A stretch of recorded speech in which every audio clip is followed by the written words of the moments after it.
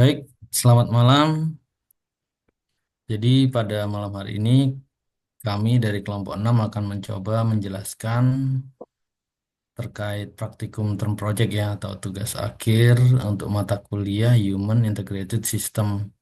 Adapun kami mendapatkan topik yaitu materi antropometri, biomekanik, and design of manual handling, dan fatigue and energy consumption. Jadi dalam praktikum ini akan apa namanya akan dipresentasikan oleh kelompok kami yang awalnya berjumlah 4, cuman yang aktif ada 2 orang yaitu saya sendiri Yohanes Juwantoro dan juga Mas Arviko Johansen. Oke, next. Jadi untuk overview pembahasan dimulai dari pendahuluan, metodologi, pengumpulan data, kemudian pengolahan data, usulan perbaikan dan perancangan, pembahasan dan analisis, dan juga yang terakhir adalah penutup. Pendahuluan untuk apa yang melatar belakangi kami, yaitu yang pertama, Human Integrated System merupakan ilmu yang mempelajari tentang interaksi antara manusia dengan teknologi atau sistem lainnya yang mana tujuannya untuk merancang, mengembangkan, dan mengoptimalkan sistem yang menggabungkan faktor-faktor manusia secara efektif. Di samping itu, penelitian ini juga untuk memenuhi kebutuhan kuliah praktikum Human Integrated System ya. Dan diharapkan membantu mahasiswa memahami bagaimana melakukan suatu kegiatan atau bekerja dengan keadaan yang aman dan sehat dalam segala aspek. Pendahuluan tujuan dari penelitian ini yang pertama memahami konsep antropometri dan ergonomi serta memberikan desain alat bantu berdasarkan pemahaman antropometri dan konsep ergonomik dalam bentuk 2 dimensi dan juga 3 dimensi yang memperhatikan dimensi yang relevan, persentil, desain, dan desain principles. Kemudian memahami konsep desain sistem pengukuran biomekanik dalam proses pengangkatan beban serta memberikan desain alat bantu yang dapat membantu pengangkatan beban yang benar dan tidak menyebabkan cedera. Kemudian yang terakhir yaitu tujuan adalah memahami konsep desain yang telah mengidentifikasi tingkat beban kerja individu agar dapat sesuai antara kemampuan dan juga beban kerjanya sehingga mengurangi dampak kesehatan mental dan stres pekerja. Manfaat dari penelitian ini ada 3. Yang pertama, meningkatkan kesesuaian desain produk sesuai dengan dimensi tubuh pengguna serta memaksimalkan efisiensi dan produktivitas. Dan yang kedua, memahami pengangkatan yang benar, menghitung pengaruh gaya, compression, shear force dalam pengangkatan beban. Kemudian yang terakhir adalah mengidentifikasi tingkat beban kerja optimal, meningkatkan kesehatan dan kesejahteraan pekerja, dan menurunkan risiko cedera akibat kelelahan. Adapun metodologi atau diagram alirnya adalah sebagai berikut, yaitu mulai, kemudian studi pustaka, observasi, identifikasi masalah, batasan masalah, pengumpulan data, kemudian data apakah cukup atau tidak, jika kurang, kembali lagi ke pengumpulan data, jika sudah cukup, lanjut ke pengolahan data. Nah, dalam pengolahan data ini akan dianalisis ya, dengan 3 modul ya. Yang pertama antropometri, biomekanik, dan juga desain manual handling. Yang terakhir fatigue and energy consumption. Kemudian akan dilanjutkan ke pembahasan dan hasil analisis, kemudian kesimpulan dan saran, dan selesai. Nah, untuk yang pertama pengumpulan data, nah, pengukuran antropometri ini menggunakan data yang sudah dilakukan sebelumnya ya pada modul 1 dengan data seperti yang terlampir di slide ini. Terus kemudian, nah ini adalah pengumpulan data untuk mekanik, biomekanik, and design of manual handling yang mana dapat dilihat ada 2 ilustrasi ya, pengangkatan beban dengan kondisi tubuh yang tegak dan juga kondisi tubuh yang membentuk sudut. Adapun data pengukuran NIOS-nya bisa dilihat ya di layar atau di slide. seperti ini. Mungkin bisa dilanjut Mas Arviko. Kemudian untuk pengumpulan data terkait fatigue dan energi consumption juga bisa dilihat ya, yaitu apa yang diukur, yaitu heart rate per menit dan juga energi yang mana dari hasil praktikum tersebut dengan repetisi 20, 40, 60 didapatkan average energi yang dibutuhkan yaitu 6,730. Kemudian untuk selanjutnya masuk ke tahap pengolahan data. Nah, pengolahan data ini dilakukan analisa yang pertama dari sisi antropometri ya, tubuh dan tangan. Poin diambil dari nomor 18 ya, yang mana dapat dilihat tinggi badan ya. Untuk rata-rata untuk poin 18 adalah tinggi tertinggi ya 199,32 cm dengan deviasi 13,88 cm.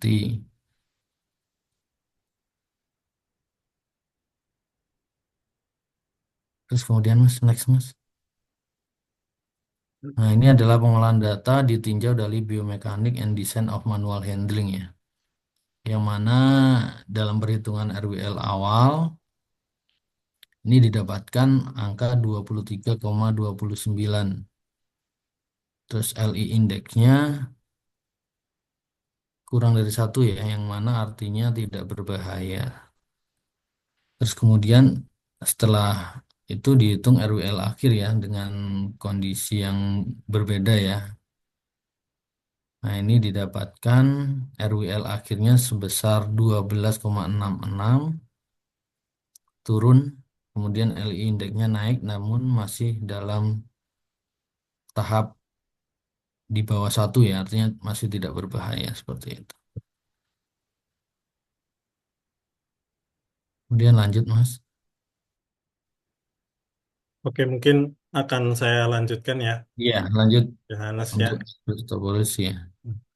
Baik, untuk selanjutnya pengolahan data yang kedua terkait dengan modul Mechanics and Design of Manual Handling.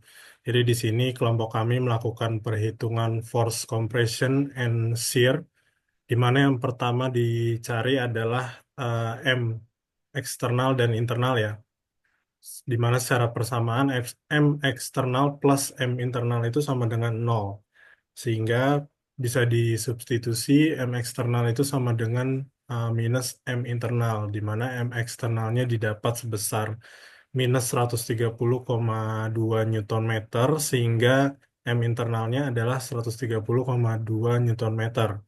Kemudian dengan diketahuinya M internal, M internal secara rumus adalah force muscle dikali dengan D, sehingga dapat dilihat bahwa F muscle yang didapat dari hasil perhitungan adalah sebesar 4.340 Newton. Kemudian dapat dilakukan perhitungan F force compression ya, yang didapat hasil akhirnya sebesar 5.028,47 Newton, atau lebih besar dari 3.400 Newton yang merupakan batas maksimum dari gaya kompresi. Sementara untuk F-shear atau gaya gesernya itu didapat sebesar 397,5 Newton atau lebih kecil dari 500 Newton yang masih dalam kategori aman. Tetapi seperti yang sudah dilihat bahwa dari hasil perhitungan terdapat kondisi yang tidak aman pada compression, di mana kondisi ini dapat menyebabkan resiko cedera punggung bagian bawah atau area bawah, sehingga diperlukan adanya solusi dari aktivitas manual tersebut. Kemudian selanjutnya pengolahan data yang ketiga untuk modul fatigue dan energi consumption. Dari data yang diperoleh, kita dapat melakukan perhitungan korelasi data dan didapat angka 1. Kemudian perhitungan klasifikasi MAT-nya dengan heart rate 111, 134, dan 157. Ini dapat diklasifikasikan moderate, heavy labor, dan very heavy. Artinya Dengan meningkatnya frekuensi dari 20 hingga ke 60, meningkat juga tingkat heart rate-nya. Selanjutnya untuk yang terakhir ini adalah perhitungan break time ya dari hasil average energi yang diperlukan sebesar 6,73 didapatkan R 0,25%, sehingga secara perhitungan diperlukan waktu sebanyak 15,556 menit bagi manpower untuk beristirahat sebelum melanjutkan pekerjaannya. Selanjutnya untuk usulan perbaikan dan perancangan. Jadi dari hasil pengukuran data yang didapat, kemudian perhitungan yang dilakukan, maka dari kelompok kami mengusulkan adanya perbaikan atau perancangan dalam bentuk alat bantu troli rak guna mengurangi risiko cedera dan tingkat keletihan yang dapat dialami oleh manpower, di mana untuk gambar 3D dan dua dimensinya dapat dilihat sesuai yang ada di layar. Selanjutnya masuk ke pembahasan dan analisis. Kembali lagi ke modul yang pertama terkait antropometri. Jadi perancangan troli ergonomis tersebut dilengkapi dengan handle pada ketinggian 110 cm sehingga posisi tubuh tetap tegak dalam mengoperasikan troli.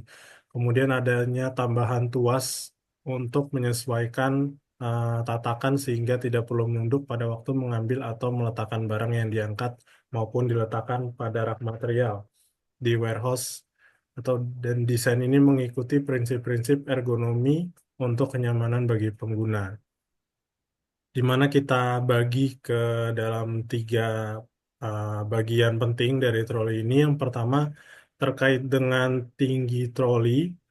Secara dimensi diukur dari dasar troli hingga puncak tertinggi dari troli. Persentil yang digunakan adalah persentil ke 95 dengan alasan karena memungkinkan troli dapat mengakomodasi pengguna dengan tinggi badan yang lebih ekstrim, seperti pengguna yang lebih tinggi dari rata-rata. Tinggi sandaran kepala yang lebih tinggi juga memberikan dukungan yang lebih baik untuk kenyamanan saat penggunaan troli. Untuk prinsip desainnya adalah ekstrim. Selanjutnya untuk tinggi tatakan atau platform, persentil yang digunakan adalah persentil ke-5 hingga ke-95 dengan alasan um, dengan rentang persentil 5 sampai 95 ini memungkinkan troli dapat diatur ketinggiannya sesuai kebutuhan pengguna yang lebih pendek dan lebih tinggi. Untuk prinsip desainnya, ini adalah prinsip desain adjustability. Dan yang terakhir untuk pegangan troli sendiri atau handle-nya, jadi dimensinya ketinggian pegangan troli dari tanah ke pegangan itu disesuaikan dengan rata-rata ketinggian siku orang dewasa ya, yaitu setinggi 110 cm dengan menggunakan persentil ke 50. Untuk prinsip desainnya adalah prinsip desain average. Selanjutnya untuk pembahasan dan analisis terkait modul Mechanics and Design of Manual Handling. Jadi berdasarkan hasil perhitungan dengan metode NIOSH, lifting index before dan after menunjukkan nilai di bawah satu atau sama dengan satu, yang berarti risiko ergonomi dari aspek biomekanis relatif rendah. Tetapi di sini yang menjadi concern adalah terdapatnya problem atau masalah yang signifikan pada gaya kompresi yang mencapai 5.000 Newton lebih, yang artinya jauh melebihi batas aman sebesar 3.400 Newton. Walaupun secara gaya geser itu masih dalam ambang batas aman, di mana tekanan tinggi pada tulang belakang ini dapat meningkatkan risiko cedera punggung bawah bagi manpower. Kemudian dari hasil analisa tersebut, dengan dibuatkannya perancangan troli rak, maka dapat meminimalisir bahkan mencegah risiko cedera punggung bawah yang dialami manpower.